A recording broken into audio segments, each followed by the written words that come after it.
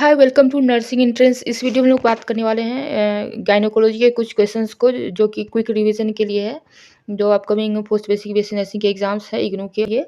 तो चलिए देखते हैं गायनोकोलॉजी के कुछ क्वेश्चंस जिसको हम लोग ने शॉर्ट्स में आंसर दिया है, ऑप्शंस नहीं है, बट इनको जो है क्विक रिवीजन के रूप में हम लोग इसको देख रहे हैं। और इसको एक बार आप लोग देख लीजिए, चूँकि एग्जामिनेशन अब कल ही है तो ज़्यादा टाइम नहीं है। तो आप लोग एक बार इन क्वेश्चंस को ज़रूर देख लें, ठीक है। गायनेकोलॉजी के ये कुछ क्वेश्चंस को यहाँ पे रखा गया है। तो फर्स्ट क्वेश्चन है, in females at which age menarche occurs. Menarche कौन से ईयर्स में फीमेल को आता है? तो ये है 13 ईयर्स। ओके, 13 ईयर्स में मेनार्की स्टार्ट होता है। नेक्स्ट क्वेश्चन है, starting of menstrual cycle before age of 10 years is termed as. अगर 10 साल से पहले किसी को मेंस्ट्रुअल साइकिल स्टार्ट हो जाता है तो इसे क्या कहेंगे? इसे प्रिकॉशियस कहेंगे, precocious menstrual cycle. Okay, next question है, permanent cessation of menstruation is termed as. Permanent अगर मेंस्ट्रुअल साइकिल का सीजेशन होता है तो इसको हम लोग क्या कहते हैं? ये कहलाता है आपका menopause. Okay, menopause, permanent cessation.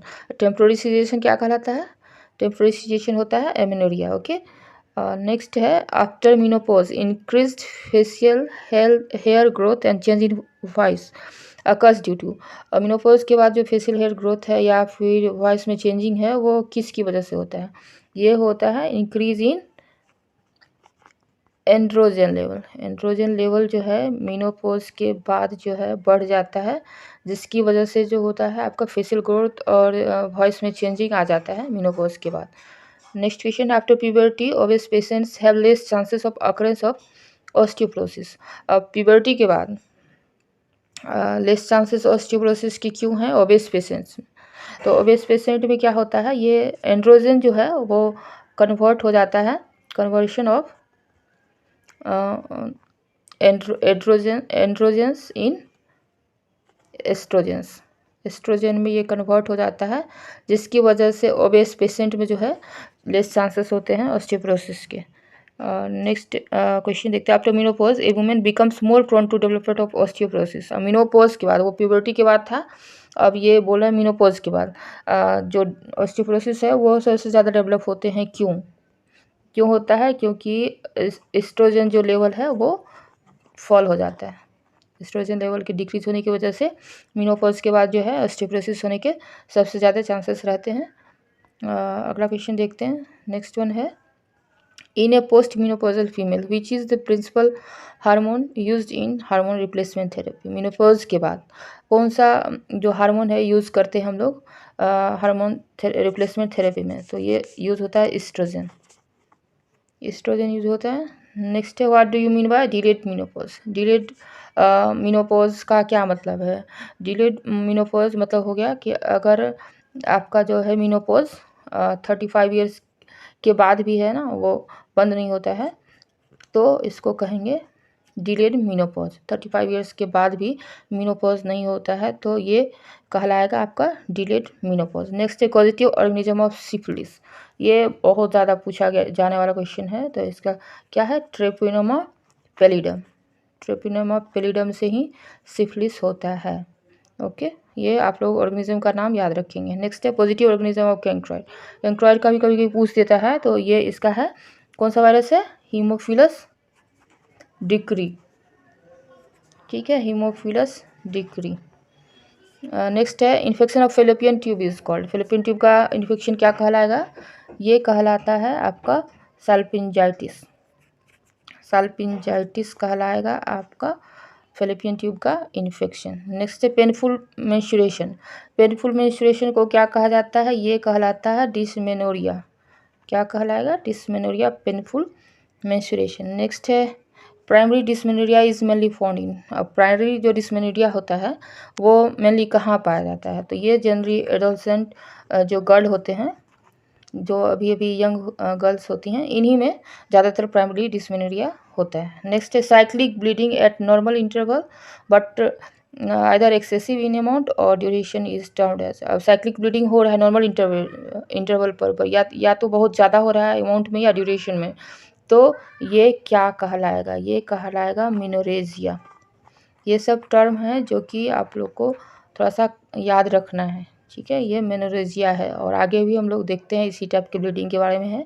Cyclic bleeding in which cycle is reduce to 21 days और लेस इज टर्म। अब साइक्लिक ब्लीडिंग हो रहा है बट वो 21 डेज से कम का है या उससे लेस टाइम का साइकिल है, तो वो क्या कहलाएगा? ये कहलाएगा एपीमेनोरिया। एपीमेनोरिया, ओके। नेक्स्ट है irregular acyclic bleeding from the uterus. अब इसमें इरेगुलर और एसाइक्लिक ब्लीडिंग है, तो ये क्या कहलाएगा? ये कहलाएगा आपका मेट्रोरेजिया, ठीक है। नेक्स्ट है menstrual cycle is scanty and last for less than 2 days. Menstrual bleeding जो बहुत कम हो रहा है और लेस देन 2 डेज में ही ख़त्म हो जा रहा है, तो ये क्या कहलाएगा? ये कहलाएगा आपका हाइपोमेनोरिया, ठीक है। ये सब टर्म आप लोग याद रखेंगे क्योंकि इसमें से कुछ भी पूछ सकता है। तो ये मेंस्ट्रुअल साइकिल का जो पीरियड वाला है और ब्लीडिंग से रिलेटेड जितने भी टर्म्स हैं उसको आप लोग याद रखेंगे। एक दो क्वेश्चन इससे भी बन सकता है आपका। नेक्स्ट है absence of menstrual cycle in female during reproductive period is terminal.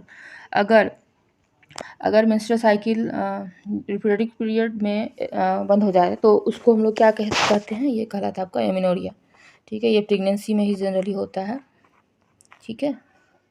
Next है the condition in which bleeding is so irregular and excessive that the menses can not be identified.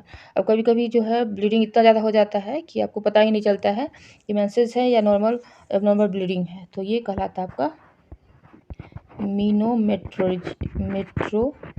Metrorrhagia, ठीक है। Metrorrhagia. Next term देखते हैं, what is full form of DUB। DUB किसको कहते हैं हम लोग? ये होता है dysfunctional uterine bleeding. Dysfunctional uterine bleeding को हम लोग क्या कहते हैं? DUB। नेक्स्ट है state of abnormal uterine bleeding without any clinically detective organic pelvic pathology is known as. अब बिना किसी पैथोलॉजी के अगर किसी में एबनॉर्मल ब्लीडिंग हो रहा है तो ये क्या कहलाता है? ये DUB कहलाता है, डिसफंक्शनल यूट्राइन ब्लीडिंग। नेक्स्ट कौन सा थेरेपी हम लोग DUB के लिए यूज़ करते हैं? तो DUB के लिए कॉन्ट्रासेप्टिक पिल्स का ही यूज़ किया जाता है। इसके ट्रीटमेंट के लिए कॉन्ट्रासेप्टिक पिल्स जो नॉर्मली लिया जाता है उसी से DUB का ट्रीटमेंट होता है। नेक्स्ट क्वेश्चन देखते हैं। नेक्स्ट वन है treatment of pre menstrual syndrome includes. अब ये प्री मेंस्ट्रुअल सिंड्रोम बहुत लोगों में आ जाता है, तो इसका ट्रीटमेंट किससे करते हैं? इसमें हम लोग एंटी डिप्रेसेंट्स या फिर ट्रैंक्विलाइजर, ये दोनों हम लोग यूज़ कर सकते हैं प्री मेंस्ट्रुअल सिंड्रोम में।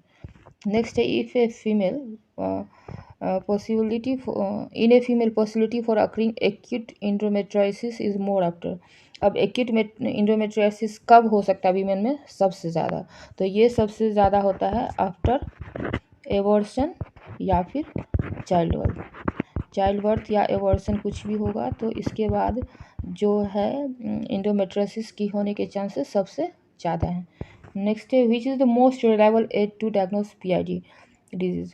पेल्विक इन्फ्लामेटरी डिजीज़ जो है उसको चेक करने के लिए सबसे अच्छा जो तरीका है डायग्नोस्टिक टेस्ट वो क्या है? वो है लेप्रोस्कोपी के थ्रू हम लोग जो है PID पेल्विक इन्फ्लामेटरी डिजीज़ का पता सबसे अच्छे तरीके से कर सकते हैं। नेक्स्ट है who discovered human immunodeficiency virus. जो HIV का वायरस है उसको किसने खोजा था? तो ये खोजा था वेयर साइनोसिन, ठीक है। ये नाम याद रखेंगे। Next after HIV virus infection there is immunodeficiency similarly due to. अब HIV इन्फेक्शन में जो इम्यूनोडिफिशियंसी होता है वो किसकी वजह से होता है? इसमें क्या डिक्रीज हो जाता है? डिक्रीज हो जाता है आपका CD4 T लिम्फोसाइट्स, इसकी कमी हो जाती है जिसकी वजह से जो होता है HIV इन्फेक्शन हो जाता है। नेक्स्ट है collection of mucus into the fallopian tube is called as. Fallopian tube में अगर म्यूकस जमा हो जाता है तो ये कंडीशन क्या कहलाता है? ये कहलाता है हाइड्रोसल्फिनिक्स, ठीक है, hydrosalpinx. Next inflammation of ovaries. Ovary का जो इन्फ्लामेशन है वो क्या कहलाता है? ये कहलाता है ओवराइटिस। ओवराइटिस कहलाएगा ओवरी का इन्फ्लामेशन। नेक्स्ट है condition in which whole organs turns backwards in the relation to the long axis of the birth canal. अगर बर्थ कैनाल से के लॉन्ग एक्सिस से जो ऑर्गन है बैकवर्ड डायरेक्शन में चला जाता है तो ये कौन सा पोजीशन कहलाएगा? क्या कहलाएगा आपका? Retroversion of uterus. Retroversion of uterus. Next देखते हैं। नेक्स्ट क्वेश्चन है normal position of uterus in pelvic cavity. Normal जो यूट्रस का पोजीशन है वो क्या होता है? ये होता है एंटीवर्टेड और anteflex. Normal position of uterus is anteverted and anteflex. Next है कार्टेंजर्स सिंड्रोम जो है वो क्या होता है? इसमें क्या होता है? लॉस ऑफ सिलियरी फंक्शन हो जाता है। सिलियरी फंक्शन ऑफ स्पर्म का जो सिलियरी फंक्शन है वो इसमें लॉस हो जाता है कार्टेजेनर सिंड्रोम में। PH of normal semen is normal semen का जो पीएच क्या होता है? 7.2 to 7.8। नेक्स्ट है failure of formation of sperm is known as. अब स्पर्म फॉर्मेशन का फेल हो जाना क्या कहलाएगा? एस्पर्मिया। ठीक है।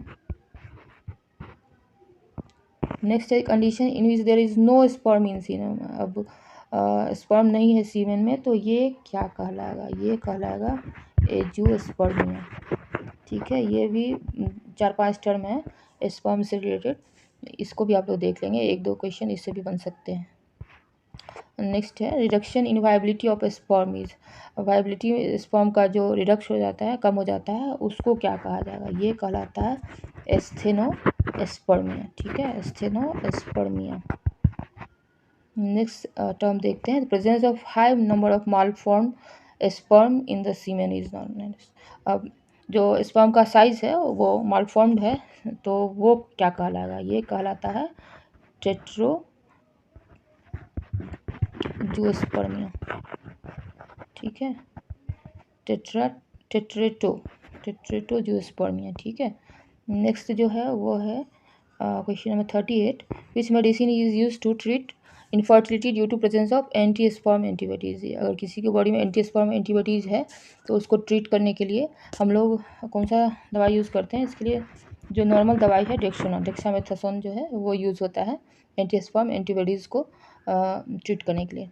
नेक्स्ट है in a female with infertility which drug is use in induction of ovulation. Ovulation को बढ़ाने के लिए जो इनफर्टाइल वुमेन है उसके लिए हम लोग कौन सा जो ड्रग यूज़ करते हैं? इसमें FSH और GnRH, ये दोनों हार्मोन जो है यूज़ होते हैं। नेक्स्ट है amount of fast and concentrated sperm that is injected with in the uterine cavity during artificial insemination. Artificial insemination में जो है वो कितना अमाउंट का स्पर्म लिया जाता है?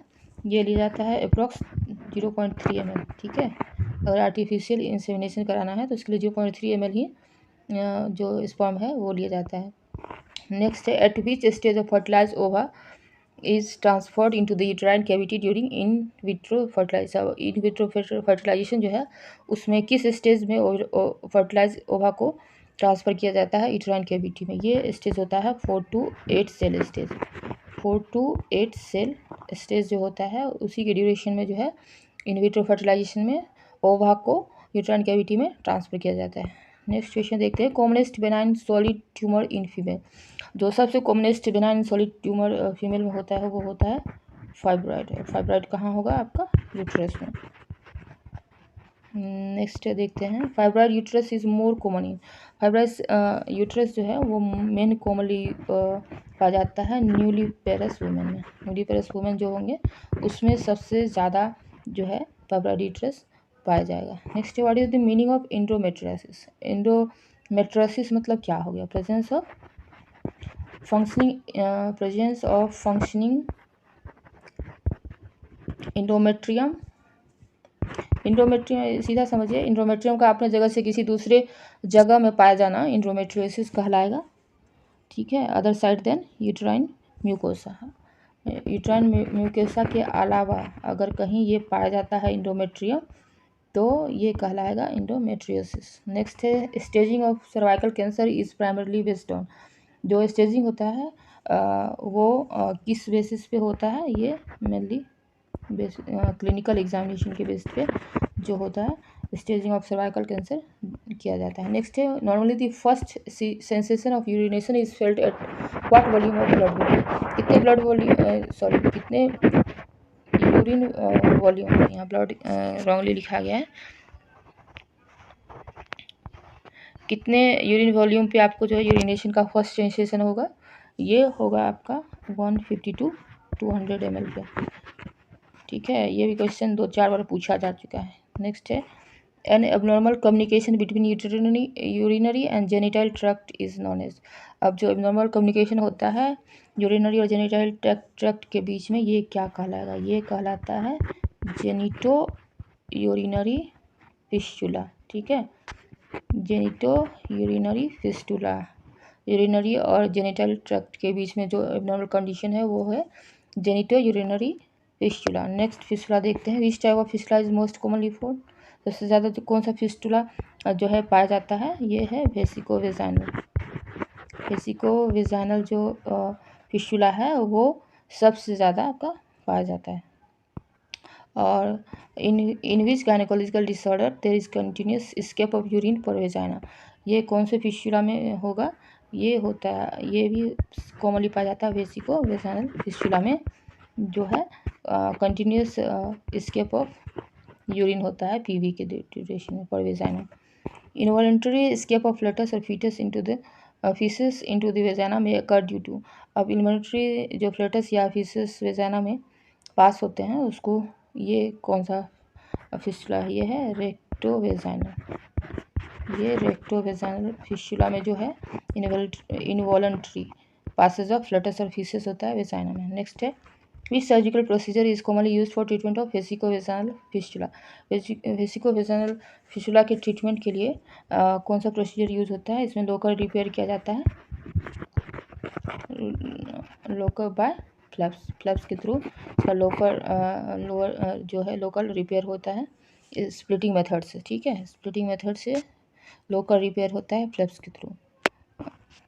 नेक्स्ट है presence of both male and female external and internal genital organs in the same individual causing confusion in the diagnosis of true sex is known as, तो बोथ फीमेल और mail internal और internal जो organs है अगर same individual में पाया जाता है तो ये कौन सा कंडीशन कहलाता है, ये कहलाता है इंटरसेक्सुअलिटी।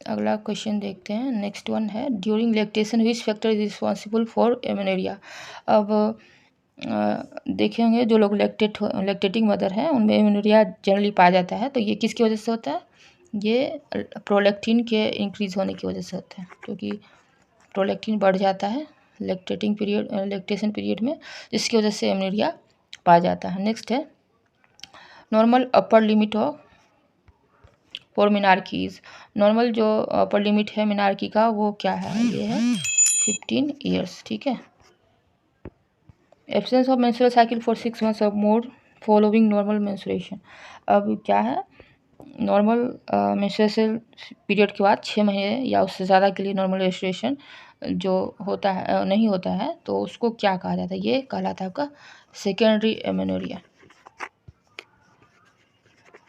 6 महीने या उससे ज़्यादा जो सीजेशन ऑफ मेंस्ट्रुअल साइकिल होता है उसको कहा जाता है secondary amenorrhoea.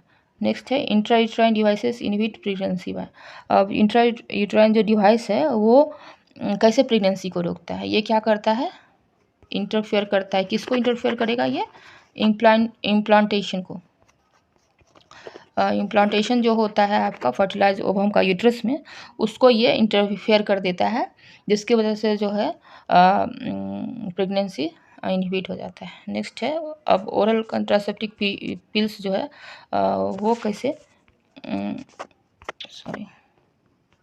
Oral contraceptive pills जो है वो कैसे प्रेगनेंसी को इनहिबिट करेगा, तो ये क्या करता है ओरल कंट्रासेप्टिव पिल ये सप्रेस कर देता है, क्या सप्रेस करेगा आपका, ये ओवुलेशन को सप्रेस कर देगा। ओवुलेशन को सप्रेस करके ओरल कॉन्ट्रासेप्टिव पिल्स जो है वो प्रेगनेंसी को इनिबिट करता है। नेक्स्ट है which contraceptive method is most commonly use by males. Males के द्वारा सबसे ज़्यादा यूज़ किया जाने वाला कॉन्ट्रासेप्टिव मेथड कौन सा है? ये कॉन्डोम। ओके, नेक्स्ट है safe period is defined. Safe period कौन सा होता है? 1 वीक आफ्टर MC और 1 वीक बिफोर मेंस्ट्रुअल साइकिल। 1 सप्ताह पहले और 1 सप्ताह बाद जो मेंस्ट्रुअल साइकिल का पीरियड होता है वो सेफ पीरियड कहलाता है। और नेक्स्ट जो है वो क्वेश्चन है which intrauterine device provides protection against pregnancy for longer duration. Longer duration के लिए कौन सा डिवाइस जो है इंट्रायूट्राइन डिवाइस यूज़ होता है? तो ये होता है कॉपर T 380A। ठीक है सर, ये सबसे ज़्यादा लॉन्गर पीरियड के लिए प्रेगनेंसी को प्रोटेक्ट करता है। नेक्स्ट क्वेश्चन है copper T 380A provides protection against pregnancy for how many years. Copper T जो 380A है वो कितने साल के लिए आपको प्रोटेक्ट कर सकता है प्रेगनेंसी को? ये 10 ईयर्स तक। ओके, नेक्स्ट वन है वो विच is the suitable time for IUD insertion. IUD insertion के लिए जो इंट्रायूट्राइन डिवाइस इंसर्शन के लिए जो सबसे परफेक्ट टाइम क्या है? 2 से 3 days after menstruation. After menstruation 2 to 3 days में आप इसको लगा लीजिए, तो ये सबसे सुटेबल टाइम रहेगा IUD इंसर्शन के लिए। नेक्स्ट वन है which is the example for first generation IUD। First generation IUD का कौन सा एग्जाम्पल है? ये लिप्स लूप। लिप्स लूप जो है कॉमनली पहले यूज़ होता था, ये एग्जाम्पल है फर्स्ट जनरेशन इंट्रायूट्राइन डिवाइस का। नेक्स्ट है what is the commonest side effect of IUD insertion.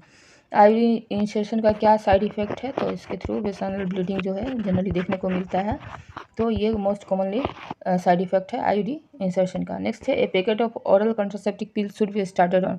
जो ओरल कॉन्ट्रासेप्टिव पिल्स है उसको हम लोग किस डे से स्टार्ट करते हैं? ये 5th day of menstrual cycle में ओरल कॉन्ट्रासेप्टिव पिल जो है वो यूज़ किया जाता है। नेक्स्ट है what is the full form of NSV। NSV का फुल फॉर्म क्या होता है? नॉन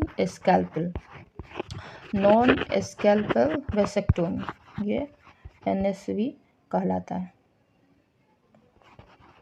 ठीक है, नेक्स्ट है DMPA। DMPA कौन सा है? ये इंजेक्टेबल है contraceptive method. Injectable contraceptive method DMPA। Okay, अगला क्वेश्चन देखते हैं tumour marker in cervical cancer.